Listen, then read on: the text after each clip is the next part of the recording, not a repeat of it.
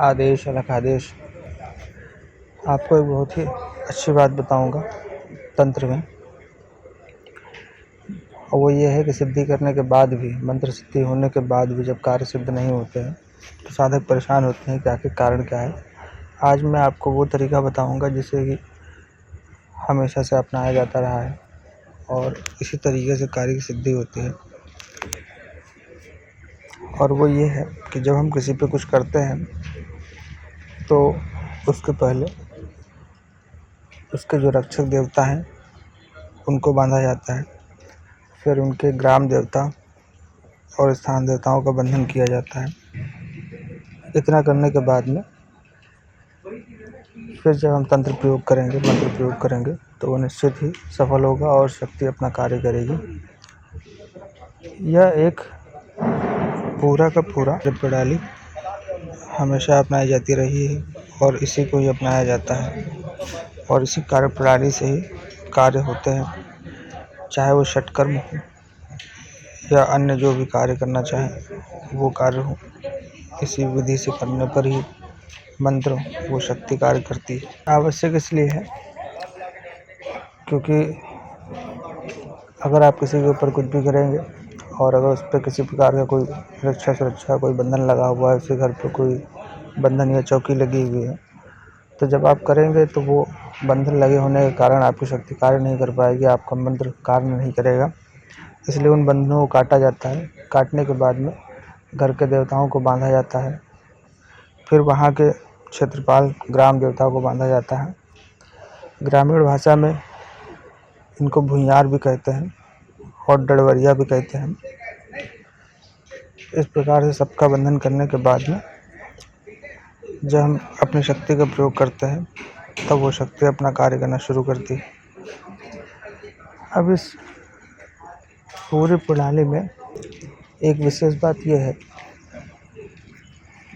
कि इतना कुछ करने के बाद भी जो बहुत ही अच्छे कार्य करने वाले होते हैं, तांत्रिक होते हैं, साधक हैं, वो इसमें एक कार्य और भी करते हैं, और वो ये है कि वो जिसके ऊपर भी प्रयोग कर रहे हैं उसके सभी ग्रहों को बांध देते हैं अपने तंत्र प्रयोग के द्वारा।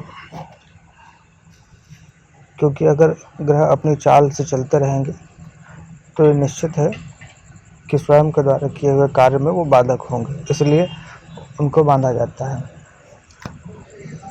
इतना कुछ कर लेने के बाद में ये निश्चित है कि मंत्र अपना फल देगा, इसमें किसी प्रकार का कोई संशय नहीं है।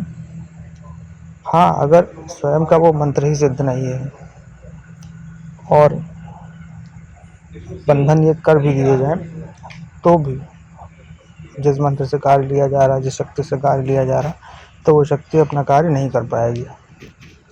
तो ये एक सबसे बड़ी बात है कि अपने उस शक्ति का, उस मंत्र का सिद्ध होना आवश्यक है जिसका प्रयोग करना चाहते हैं। मैंने आपको बताया है ये एक पूरी कार्य प्रणाली है और इसी प्रकार से कार्य को सिद्ध किया जाता है।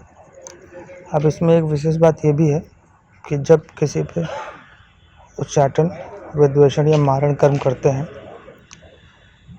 तो कभी कभी जिस पर प्रयोग किया जाता है उसके स्वयं की बहुत ही अच्छी पूजा पाठ और साधना के कारण उसके ऊपर किए हुए प्रयोग कार्य नहीं करते हैं, तो उसके लिए सर्वप्रथम जिसके ऊपर करना है उसके सभी शक्तियों को और देवताओं को बांधने के बाद में उससे घर का उच्चाटन किया जाता है, उस व्यक्ति का उच्चाटन किया जाता है ताकि उसका भ्रमण योग बन जाए और उसकी पूजा का जो समय है वो टूटने लगे और पूजा पाठ छूटने लगे। स्वयं की पूजा का बल जितना कमज़ोर होता जाएगा उतना ही स्वयं के द्वारा किया हुआ तंत्र प्रयोग सफलता दिलाएगा। कहते हैं कि जब बुद्धि से कार्य न बने तो युक्ति से कार्य लेना चाहिए। तो जो अच्छे तांत्रिक होते हैं वो शक्ति के साथ में युक्ति का भी प्रयोग करते हैं जिससे कि वो कार्य शीघ्र सिद्ध हो जाए।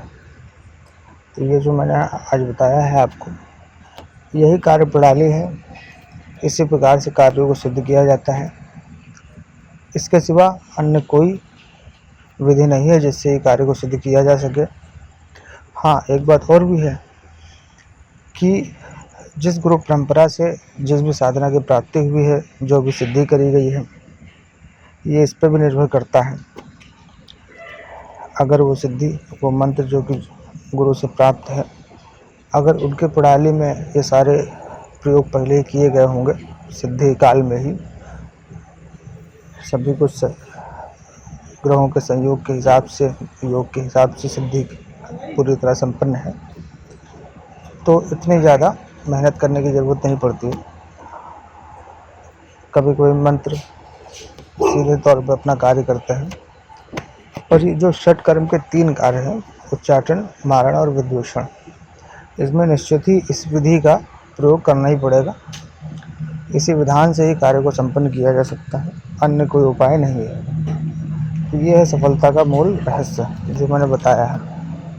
लाइक करें, शेयर करें, सब्सक्राइब करें ताकि ये ज्ञान अन्य को प्राप्त हो सके।